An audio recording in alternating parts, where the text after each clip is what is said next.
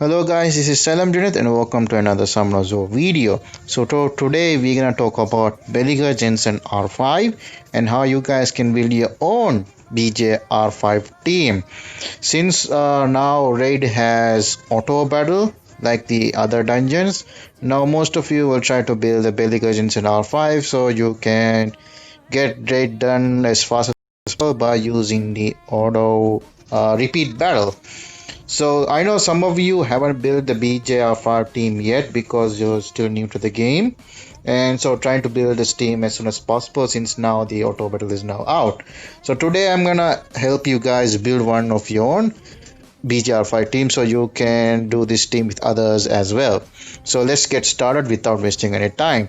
So BJR5 means Beliger Jensen Raid 5 as I said. So the two main monsters in this team is Beliger and Jensen. The other two monsters which necessary are the Colleen and the Dagora. Dagora is the water bear man, is it? No, not Bearman, Water War Bear. Water War Bear. The other two are the leader and your defense breaker. Now we'll go in a depth of each monster. Now the first one and the main important one, your main DPS in this team, which is the Beliger. Okay, how does Beliger work?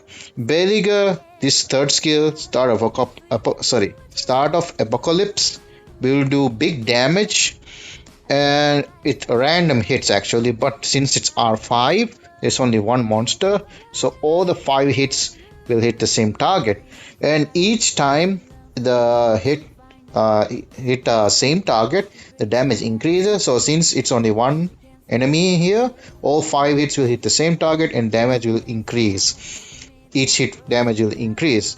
So his stacks work as when you give him buffs or if an enemy dies, same as Odin and the Dark One. So start of Apocalypse, the number of hits depends on your stack, meaning if you have one stack only one hit, two stack two hits, or 5 stacks means 5 hits.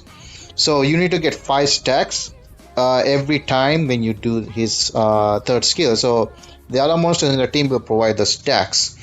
So what stats do you need to require for Beliger to hit those damage requirement for him?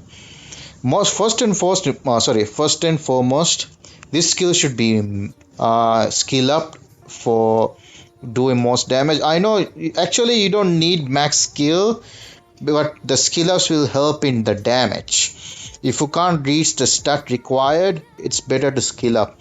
Unlike me, I know some of you are very lucky and got all the skills in the third skill, but I got very unlucky and got some in the first skill as well. Yeah, but it depends on your luck on the skill up there. So what stats do you require?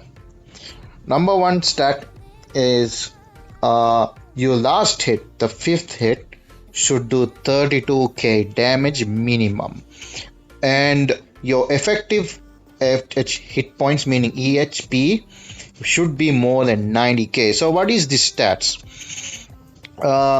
Your attack and crit damage should be able to, your bell should be able to hit 32k last hit, but there's no exact stat for it. It depends on your attack and crit damage. So there's a chart for it to see your damage. I'll leave the chart in the description below so you can see how much damage your Beliger will do. So, but you must reach 32k last hit. Next, EHP, right? EHP is like effective hit points is a mix. It's a formula where you multiply with the HP and defense to get a point where the amount of hit your belly can hit in percentage. That amount should be more than 90k, because if it's below 90k, when the boss will jump once at 50% HP, and the boss jumps, if your EHP is lower than 90k, your Beliger will die and your run will fail, because this is the main DPS. When the main DPS dies, your run fails. So your EHP should be higher than 90k. And so the formula and everything will be in the guide, the chart. I'll put in the description below. You can check that. So you can calculate your EHP using the stat you have in your HP and defense. But for those who use swap, I think the swap automatically calculates EHP. So it's easier for you people who swap, or if you don't have swap, you can use the chart and calculate for yourself. And another thing, your Belaga should have 58 crit rate minimum. We'll go over that when we talk about the leader skill. For the artifacts, I just gave attack artifact because I just want to get the flat attack, because I don't need more HP, because this amount of stats is enough for my Belaga to survive. I think my EHP is about 100k, so I have more than enough required to survive the jump, so I don't need more HP. Now I need attack, so I have attack here. And the stats you should look for should be like additional damage by a stat, like additional damage by attack, speed, defense, or HP, because the third skill is a multi-hit. It benefits from additional damage. Also attack increase in effect also is it good. And also one more thing, one more stat is there, like the attack attack proportionate to lost, because you're gonna take damage from the jump. So the second round when Belaga to the third skill, you have more damage. That stat is also very good. And one more thing, I know this is overkill. My Belaga is already more than damage required, because there's some people who needs to be carried. I know some Belagas can't reach 32k. There are some people who reach 30 or 31k, just below minimum. And also there are some people who have Belaga with 28 or 29. So if I'm raiding with those people with low damage, my extra stats will make up for it. So if someone does 28k, I can make up for it with my 36k Belaga last hit. But remember this, guys, don't be a burden. Please don't be a burden forever. If you start new, I can understand, but over time please try to improve your bail. Just try to make it 32k, because not everyone will carry you, and not every time your carrier will be online to help you carry, so it's better to reach the stat. Okay, that's it for Belaga. Now the next monster, Colleen. Colleen is your attack buffer. Colleen, what should you require for Colleen? It should be on will and full fight. Oh, I forgot to mention the runes for Belaga. You must remember that every monster here is on will except your leader and your Jensen. The rest of the units should be on will. I'll explain that later.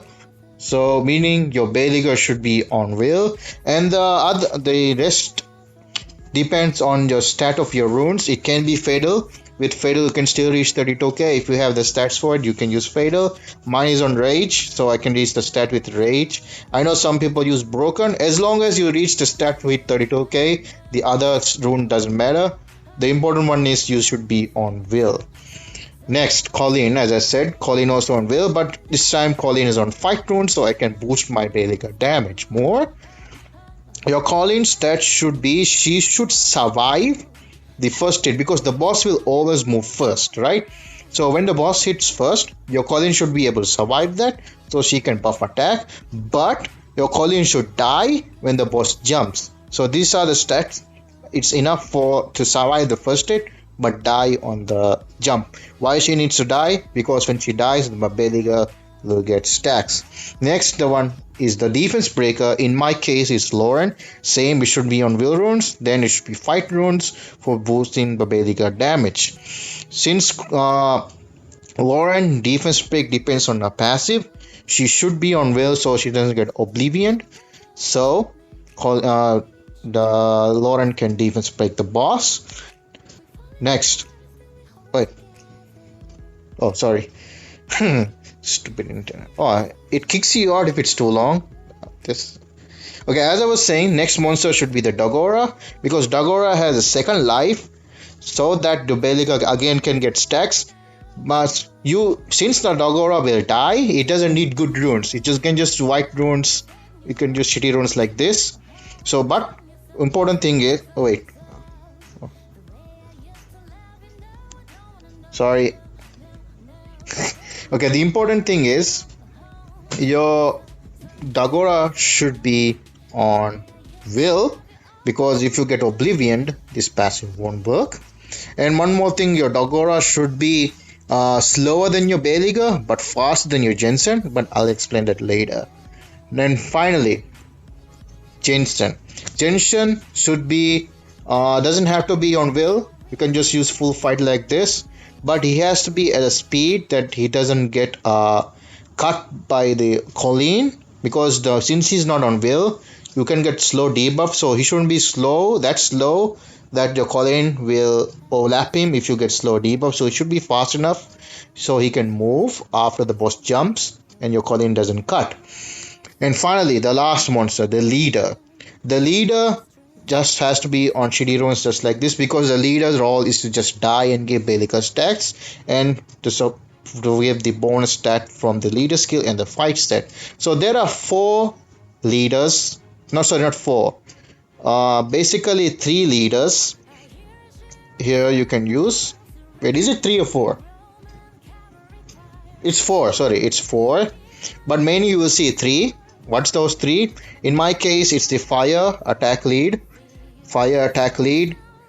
and fire crit rate lead, which is like something like this, the fire crit rate lead, and the last one is the global crit rate lead. But there are people with Rika, so that you don't need a second crit rate lead. So instead of the second crit rate lead, they go with an attack lead. So it benefits more with the damage if you like damage. And I said before that Beliga needs to be 58 crit, right?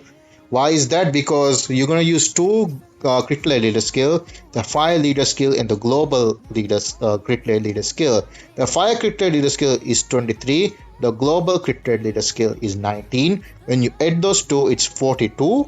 So when you subtract 42 with 100, it's 58. That's why your Beliga needs to be minimum 58 crit rate. Mine is 70 because I use him in Guild War as well. That's why mine is a little bit higher.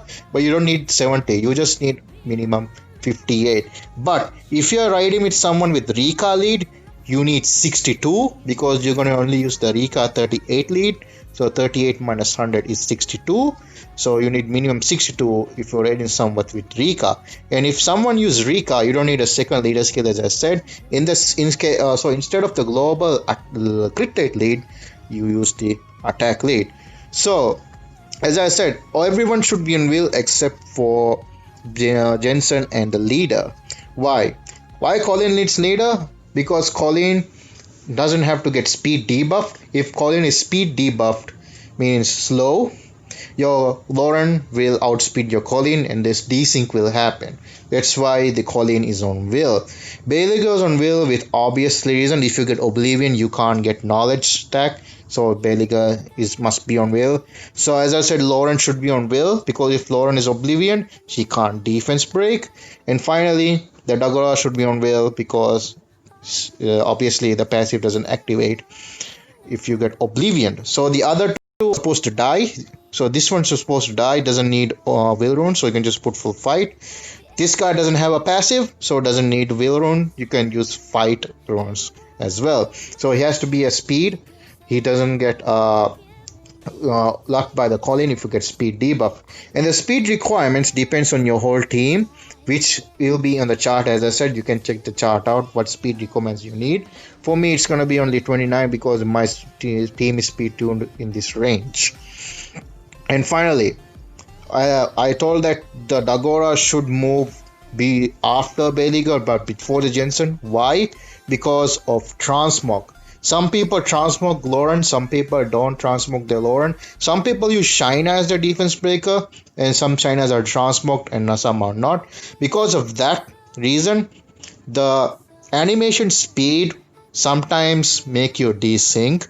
And if you get desync like that, Dagora will make up for it and make sure the other person who's slow will catch up, because he will take a turn, so other person will catch up and everyone will be in sync again. That's the reason why he should move before the Jensen but after the Beliga. So that's enough talk. Let's see a run so I can show you what I mean. So this guy here, Sim Memorod as the crit leader skill, and Rainy Bear has the here. So Xiao Devil has a global crit rate lead. How do I pronounce it? Mob Revolt has the fire attack lead, and I have fire crit lead, sorry, and I have the fire attack lead. Also, what monsters require for a crit lead, you can check from yourself. Just search from the monster. You can just search crit rate lead for fire or just crit global crit rate. You can see the monsters require. But remember this, guys. The leader should not be 6-star because sometimes if it's 6-star, it survives and your Belica can't get stacks. So it should be level 1 like this with no stats. So we just see one run, see how it goes. So the speed tuning is the Colleen should move first after the boss hit you. So right, the boss will hit you first. Yeah, the boss will hit you. Then Colleen will move and heal. Wait. So there you go. So defense spray from Lauren, Colleen heal, and there's the big damage. So here's the boss jump. Here your Beliga should not die, but since mine is already 100 if effective HP, he doesn't die. There you go. Defense break, big nuke, done. So this will take 28 to 27 seconds. Right? Yeah, 28 seconds for me. So there. Oh god damn. God damn it. Okay, sell this. Alright guys, thank you guys so much for watching. That's it for the Beliga Jensen guide. Hope you guys enjoyed it. Hope you guys get your Beliga done as soon as possible. I'll leave the chart in the description below so you guys can check it out. The stats required for Beliga and the speed tuning as well. So good luck building this team. I'll see you guys in the next video. Bye bye for now.